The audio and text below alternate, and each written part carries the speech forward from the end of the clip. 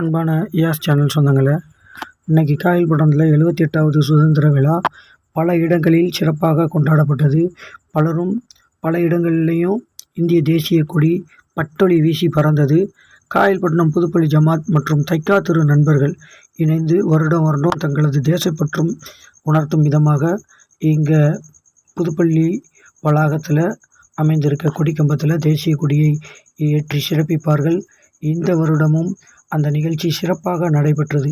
தேசப்பற்றுடன் அவர்கள் கொண்டாடிய அந்த எழுச்சிமிகு அந்த கொடியேற்று விழா மிகவும் சிறப்பாக இருந்தது. இந்த வருடம் அரசு பொது மருத்துவமனை மருத்துவர் கோகிலா அவர்கள் இந்த சுதந்திர கொடியை ஏற்றி சிறப்பித்தார்கள்.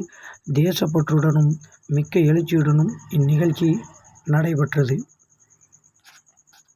அதுபோல சதுக்கை தெருவில் அமைந்திருக்கக்கூடிய இந்தியன் யூனியன் முஸ்லீம் லீக்கிற்கு வெளியில் அமைந்திருக்கும் கொடிக்கம்பத்தில் தேசிய கொடி ஏற்றப்பட்டது.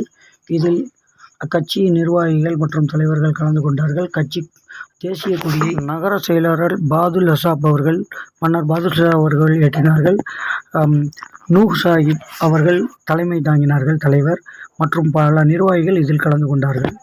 இந்நிகழ்ச்சி அங்குள்ள குழந்தைகள் மற்றும் பலரும் கலந்து யூனியன் முஸ்லீம் லீக் கண்ணியமிகு காயிதே மில்லத் அவர்கள் தோற்றுவித்த இந்த கட்சியானது பல தியாகங்களையும் பல தியாகிகளையும் தந்த கட்சி.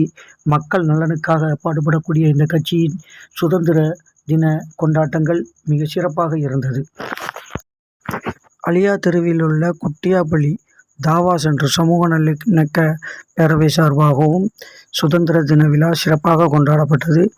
இங்கு கொடியேற்றி சிறப்புரை நிகழ்த்தினார் தலைவர் புகாரி அவர்கள்.